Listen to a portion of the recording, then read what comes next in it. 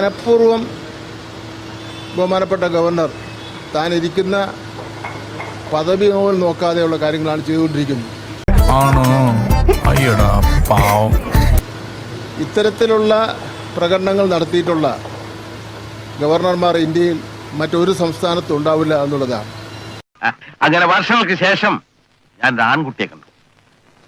ഈ റോഡിലിറങ്ങി കുത്തിയിരിപ്പ് സത്യാഗ്രഹം നടത്തി വെല്ലുവിളികൾ നടത്തുന്ന ഭരണഘടനാ വിരുദ്ധമായിട്ടുള്ള കാര്യങ്ങൾ ചെയ്യുന്ന ഇന്ത്യയിലെ ആദ്യത്തെ ഗവർണറാണ് മുഹമ്മദ് ആരിഫ് ഖാൻ എന്നുള്ള കാര്യം ഞങ്ങൾ സൂചിപ്പിക്കുകയാണ്.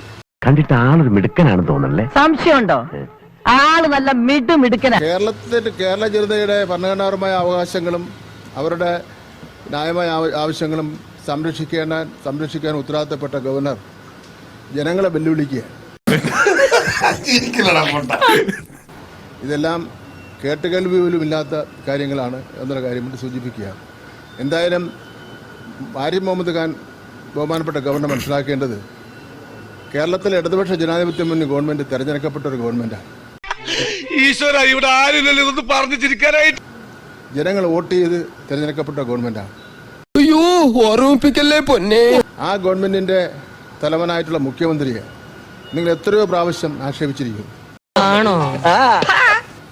ജനാധിപത്യ വിരുദ്ധമായിട്ടുള്ള വാക്കുകൾ ഉപയോഗിച്ചിരിക്കുന്നു. വളരെ മോശപ്പെട്ട മര്യാദയില്ലാത്ത രൂപത്തിലുള്ള പെരുമാറ്റം നിങ്ങളുടെ ഭാഗത്തുനിന്നുണ്ടായിട്ടുണ്ട്. സോറി, അറിഞ്ഞോണ്ടല്ല, മനഃപൂർവ്വമല്ലേ.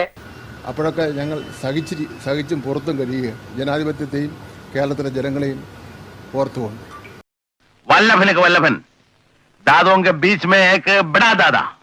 ഇത്രയും ധൈര്യം ഞാൻ എന്റെ ചാൽ ശോഭരാജ്യം മാത്രമേ കണ്ടിട്ടുള്ളൂ. നിനക്ക് എങ്ങനെ കിട്ടി കുട്ടി ധൈര്യം? അതുകൊണ്ട് അങ്ങ് ഇങ്ങനെ ഈ ഷോയൊക്കെ നടത്തി കേരളത്തിലെ ഇടതുപക്ഷ ജനാധിപത്യ മുന്നണി ഗവൺമെന്റിനെയും ജനങ്ങളെയും വിരട്ടാമെന്നൊന്നും നോക്കണ്ട. അതൊന്നും കേരളത്തിൽ വിലപ്പോവില്ല എന്നുള്ള കാര്യം അറിഞ്ഞിരിക്കുന്നത് നന്ന്.